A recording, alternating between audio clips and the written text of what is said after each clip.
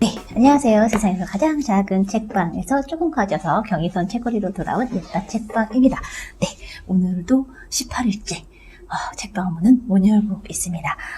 그렇거나 말거나는 아니지만 올해대로는 문을 열 수 없고 잘해야 1월 4일 나 문을 열 수 있을 것 같은데, 그래도 책방은 움직여야 하니까 네, 또 새로운 책을 소개해 드려 보려고요.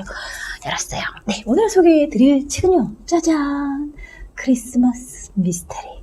네, 정말 사놓고 안 읽은 책들은 정말 많은데, 특히나 어떤 시기가 딱 이렇게 지나면 또 읽기에는 되게 애매한 시절이 오잖아요.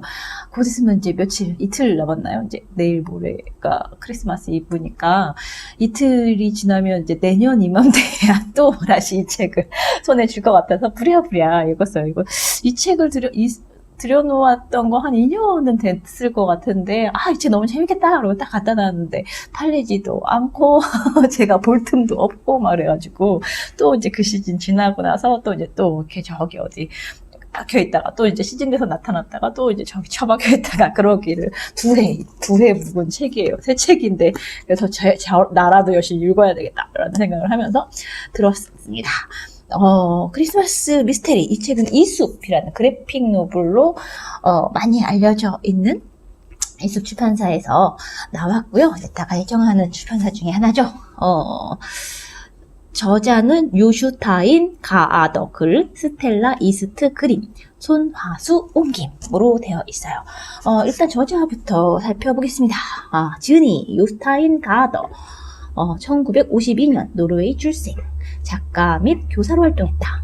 작가이죠, 교사. 우리나라에도 작가이면서 교사인 선생님들 좀 계시죠. 고등학교에서 철학을 가르치다가 1986년 문단에 데뷔해 주로 어린이와 청소년을 위한 작품을 발표했다. 1990년 카드의 비밀로 노르웨이 문학비평가협회와 문화부에서 수여하는 문학상을 받았으며 이듬해 발표한 소피의 세계. 이 소피의 세계 아시는 분들은 네, 연배가 좀 있으신 분이죠. 제 20대 때였나 엄청난 네, 그 베스트셀러를 기록했던 책이죠. 약간 판타지스럽지만 이제 약간 철학 입문서 같은 느낌의 그런 지혜로운 책. 소피의 세계는 전 세계 30여 개국에서 번역, 출간되어서 세계적 베스트셀러가 되었다. 네, 그렇습니다. 그 밖의 작품으로 피레네 성, 개구리 성, 성을 좋아하시네, 오렌지 소녀, 체크메이트 등이 있다. 그림, 여기 이제 각 장마다 이제 이런 그림들이 막 들어가 있어요. 그림이 스텔라 이스트, 동쪽이시네. 노르웨이와 캐나다를 중심으로 미국과 유럽에서 활동하는 아티스트. 1987년부터 그림책 사파를 주로 그렸다. 부다. 페인트박스. 할머니의 크리스마스 책 등의 작품이 있으며 2006년에는 글을 쓰고 그림을 그린 이리 새끼 심, 세상의 끝에 관한 이야기를 출간했다. 궁금한 책이네요. 옴기니 소나수 님은 한국 외대를 졸업하고 98년에 노르웨이로 이주해 예술학교 강사직을 역임했대요. 특별한 인력을 갖고 계시구나. 2002년부터 노르웨이 문학서 전문 번역가로 활동하면서 아침으로 꽃다발 먹기. 제목 너무 재밌잖아요. 나이브, 슈퍼, 바르삭, 파리인간, 노스트라다무스의 암호, 자연을 거슬러, 비발디 등 40여 편을 번역했다. 2012년 NORLA 노르라 뭐라고 했죠? 그냥 이렇게 읽나? 국제 번역가상을 받았으며 현재 노르웨이 문학 번역 협회에 소속되어 활동하고 있다. 라고 되어 있습니다. 또 이제 꼼꼼하게 표지를 살펴보자면 뒷표지로 가야죠. 크리스마스를 앞두고 요아킴은 이 책에 나오는 아들 아이의 이름이자 주인공이에요. 아빠와 함께 들른 작은 서점에서 이상한 달력을 얻게 된다. 이 달력에는 날짜마다 종이 쪽지가 숨겨져 있고 50년 전에 실종된 엘리사벳이라는 소녀의 이야기가 그날 펼쳐진다. 소녀는 천사, 양치기, 동방박사와 함께 대강 좀 이렇게 감이 오시죠? 2000년 시간을 거슬러 타임. 요즘 그 뭐지? 시간 여행자 막 그런 드라마들도 많이 나오고 막 그러잖아요. SF에서 기본으로 삼고 있는 타임 루프도 그렇고 막 그 시간을 오가는 그런 것들 하는데 그런 이제 약간 판타지적인 세계이기도 해요. 2000년 시간을 거슬러 가게 예수가 탄생한 베들레헴으로 순례 여행을 계속한다. 이 마법의 달력을 만든 정체불명의 할아버지 요하네스가 기다리던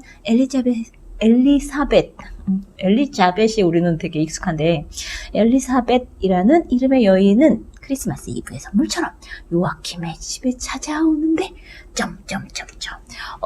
이거 그냥 그 책을 읽기 전에는 이게 그렇게 확 이렇게 줄거리가 이렇게 막 흥미진진하거나 그렇게 느껴지지 않았는데 잘 썼네. 다시 보니까 잘 썼네. 이런 생각이 드네요. 이야기 속에서 이야기가 전개되는 환상적인 격자 소설. 우리 또 책 읽는 사람들 격자 소설이라는 전문 용어 또 알아두면 좀 있어 보이죠. 진수를 보여주는 이 책은 아이뿐 아니라 어른에게도 깊은 감동과 재미를 선사한다. 그렇죠. 아이한테 감동적인 책이면 어른들은 더 삶의 깊이, 그러니까 살아낸 시간과 경험과 막 이런 것들이 쌓여 있으니까 훨씬 또 풍부하게 더 읽어낼 수 있죠. 놀라움으로 가득 찬 소피의 세계를 사랑한 독자라면 이건 완전히 어른 타겟인데 40대 당신이 40대라면 40대 독자라면 이런 느낌이에요. 그에 못지않게 탄탄한 구성과 흥미로운 지식이 담긴 이 아름답고 신비로운 책을 사랑할 수밖에 없다. 이렇게 소개가 되어 있어요. 이 이야기는 진짜 재밌어요. 목차도 이렇게 돼 있어요.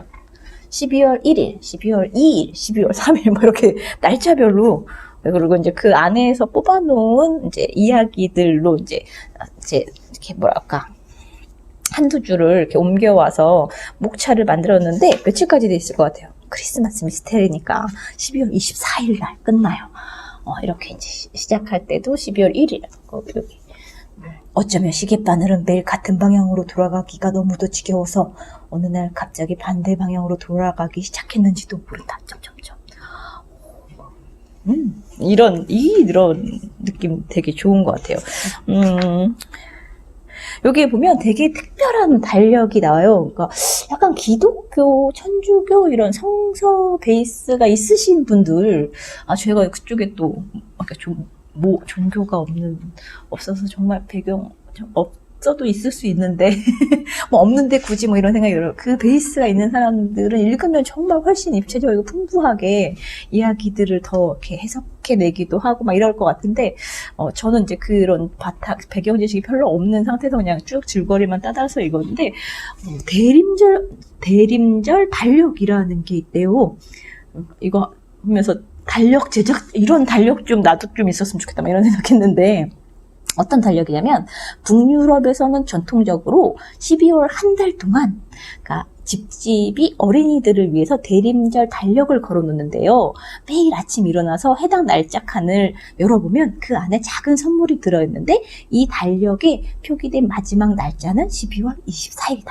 그러니까 한 달짜리 달력인 거예요. 12월, 그러니까 크리스마스 전까지만 이렇게 특수한 달력인 거죠. 그러니까 우리 인력처럼 12월 1일, 12월 2일, 뭐 이렇게 그날 이렇게 선물이 딱 까면은 뭔가 이렇게 뭐가 열리는 그런 달력인가 봐요. 이런 거 누가 안 만드나? 있나? 막 이런 생각을 했는데, 내년도 달력에 누군가는 꼭 이 영상을 보시고 만드실 거라고 믿습니다. 제가 사서 팔게요. 너무 비싸지만은. 그런 달력이 이제 12월 24일인데, 이 책도 이제 그런 방식으로 이루어진 거예요. 어느 날 이제, 약간 이제, 뭐였지?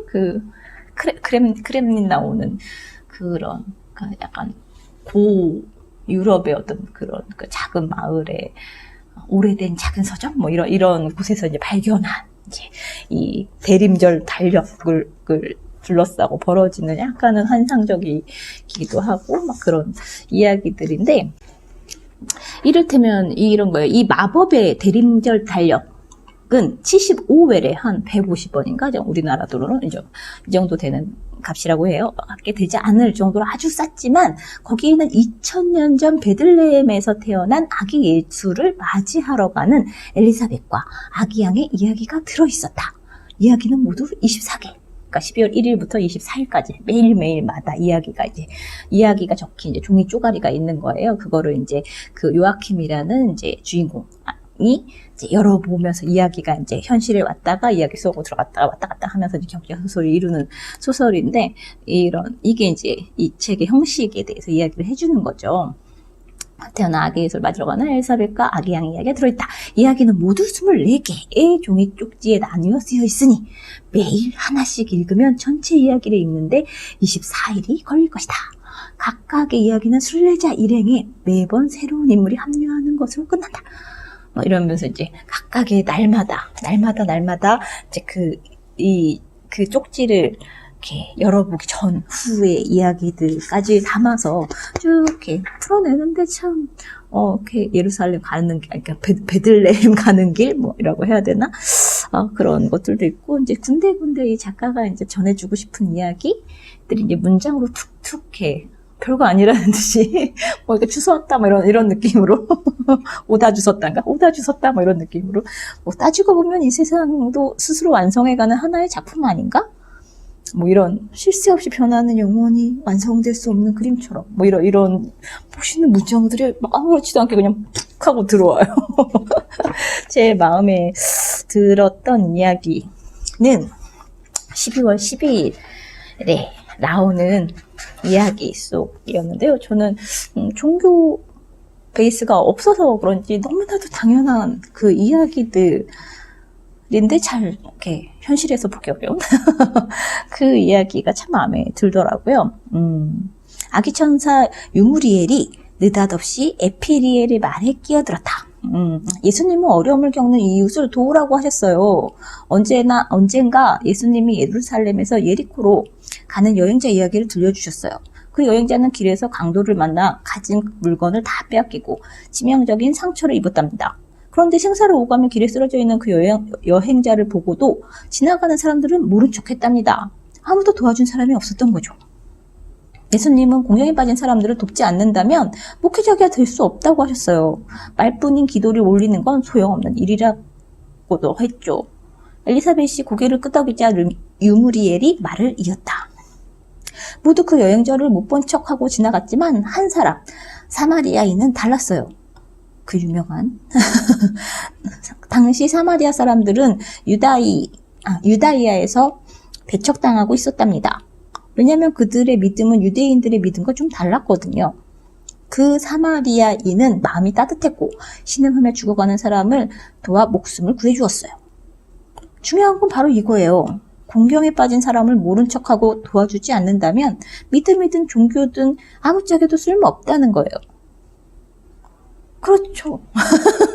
우리가 뭔가 종교를 믿고 뭐 이렇게 뭔가를 하는 뭔가 가치로운 일들을 할 때 가장 그냥 베이스가 되는 그런 이야기들이 이런 거 아닌가? 근데 우리 종교를 왜 믿는 거야? 저 되게 독실한 신자인데 착한 일을 하나도 안 하는 것 같아.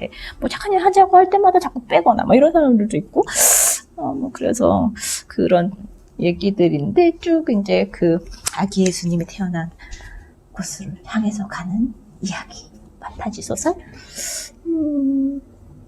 딱 요맘때쯤 읽어두면 참 좋겠다 싶은 책. 이 책을 읽는데 2년이 걸렸습니다. 많이 읽어보세요. 아이들한테 하루 12월 2일부터 대림절 달력에 완전 꽂히게 한 책인데, 내년엔 이런 거를 이렇게 직접 만들어서 뭔가 이렇게 이벤트를 해줘도 참 재밌겠다 싶기도 하고, 네. 올해는 더 이상 내년으로 미루지 말고 꼭 읽어야겠다는 마음이 들어서 읽어본 책입니다. 재밌어요. 읽어보세요. 애들하고 같이. 안녕.